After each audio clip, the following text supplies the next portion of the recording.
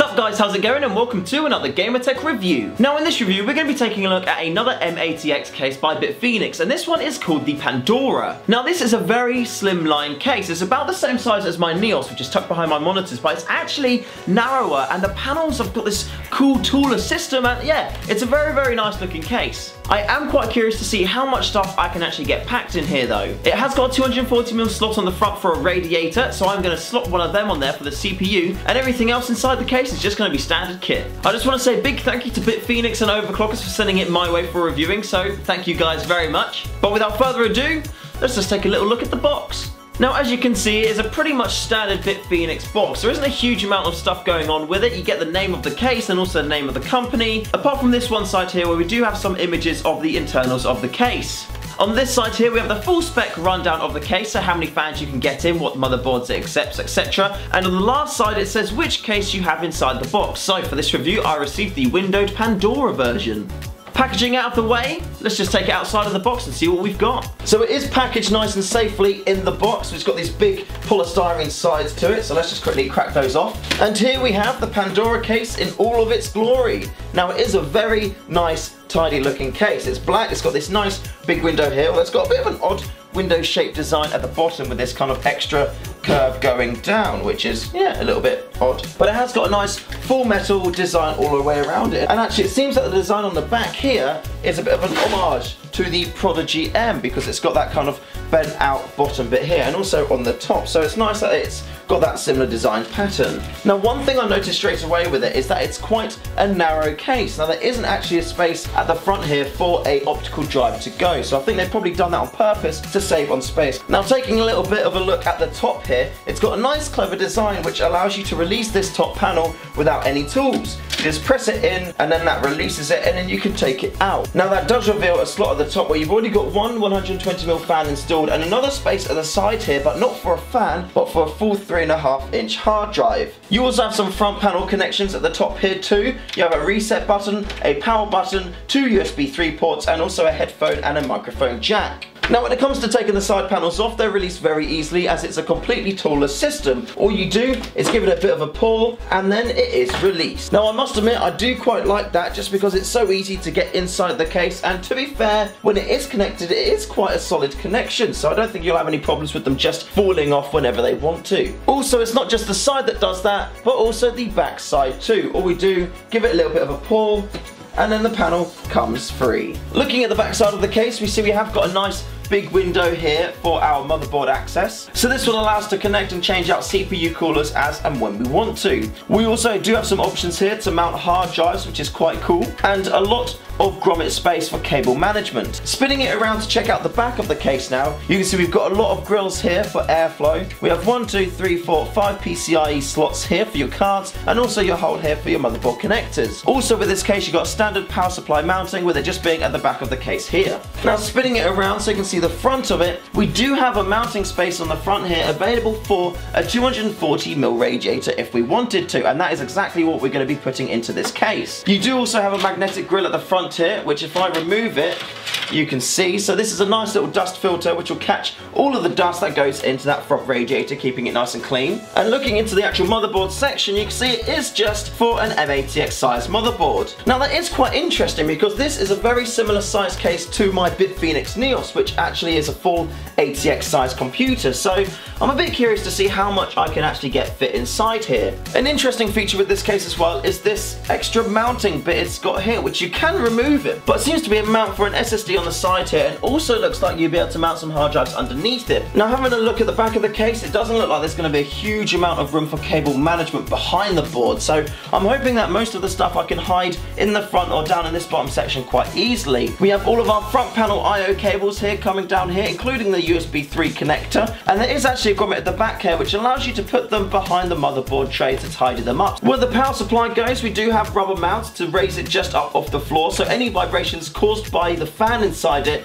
shouldn't actually get transferred to the case, which should allow for a quieter operating volume. And finally, on the front of this case, it does actually have a little screen included on the front here, although you can't see it at the minute because it isn't an active working computer, so it'd be nice to see how that works when it's all turned on. Also, you have a lot of holes here in the front of the case which allow for the airflow into which will be that 240mm radiator when it gets fitted. And then in this little box of extras that we get included with the case, we have a selection of little bits needed for the motherboard. So it all comes nicely in this little baggie here, and included we have some Velcro straps which you can use for your cable management. We do have a selection of these cable ties as well, and they're all quite small. We then have a solid Bitfenix logo which we could stick onto the front of the case if we want to, along with a little bag filled with, oh, there's a little Allen key in there, and a load of screws and extra bits which we'll use to mount hard drives, the motherboard, and pretty much everything else needed for the case. Box of extras done, let's just move on to the case itself.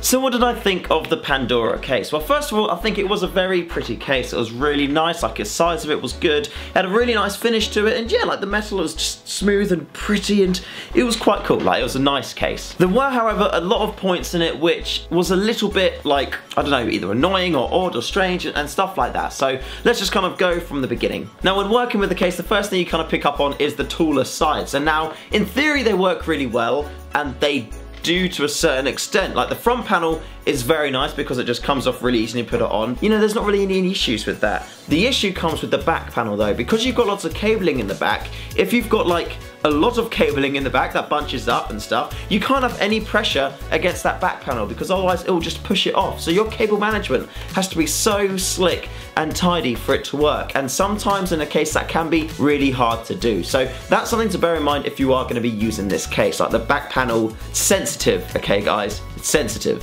Also, when installing things inside the case, I felt it was, you know, it was actually quite big for an MATX case. Like, when I compare that with my Neos, for example, which is sat behind there, like, the cases are pretty much the same size, apart from that one is a little bit narrower. So you can't on the Pandora have a 120mm fan on the back for exhaust, whereas you can on the Neos. Now, I didn't see enough difference in how much stuff I can fit in there to kind of justify the size between the two. Like, usually with an MATX case, it's going to be a lot smaller than a standard size case. However, it's pretty much like the exact same size as that. It's taller, in fact, but you can get less stuff in the Pandora than that one there. Like, that's a full ATX case. You got your PSU in the bottom there, you got a full-size motherboard, whereas with that one there, you can only have an MATX motherboard in there. You can't have a fan on the back of the case, it's exhausting, it's only on the top, and it's just, it's odd. Like, it's a bit odd. I don't know, it's odd. I do like how the case works though. So for example, you've got that hard drive cradle at the bottom where you can have the SSD, which you can see through the side panel. I think that's really nice to show off the fact that you've got, you know, X amount of hard drives in there and what type of hard drives. The window is a bit of a strange shape in order just to kind of accommodate having that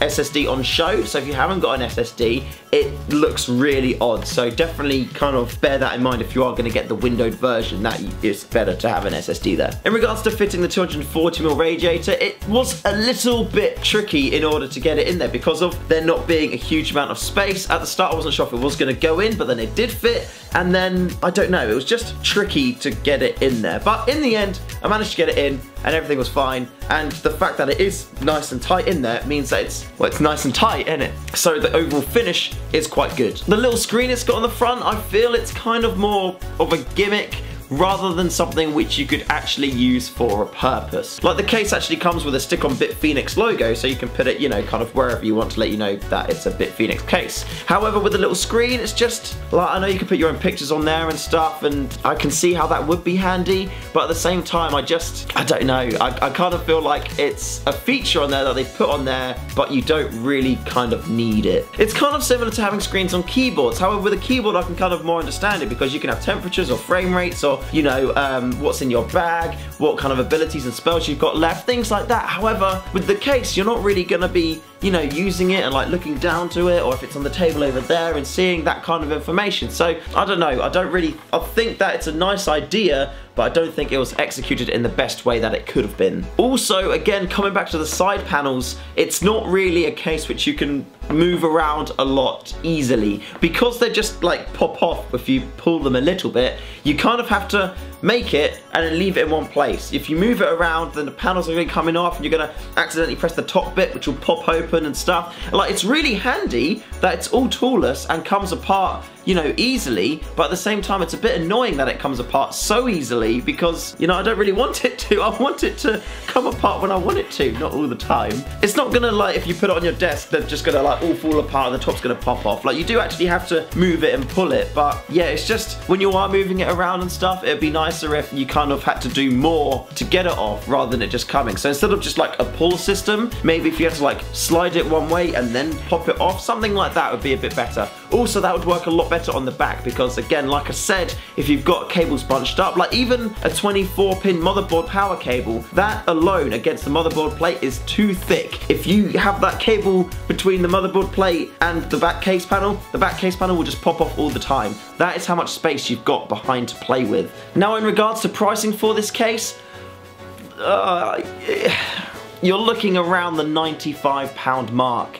And unfortunately, it's just way too expensive for me. Like, it's really, really way too expensive. Like, the Neos, it looks great, it works really well. You can fit a full-size ATX motherboard in there, and you're looking like 30 quid, 35 quid for that. And it comes in a whole variety of different colors, combinations, you know, loads of different things. And that is an absolute bargain. When I was looking at this case, in my head, I kind of, you know, I was taking into account what you could fit in there, what size it was, the materials that it used, and I kind of thought upwards, the maximum price that I would probably spend on this case would be about £45 to £50, and then I looked to see how much it was actually selling for, and I must admit, I was very, very surprised. Don't get me wrong, it's a lovely case. The materials used are top notch, like the machining on it is fantastic, and I really think that that is where the cost has gone in this case. That is what you're spending your money on. You're spending your money on aluminium that's been machined perfectly, so then when you put the side case panel on, it's absolutely flush with the rest of the case and looks nice. The way the case actually works when you're building into it and how it just kind of sits after you've put stuff into it, and it just, I'd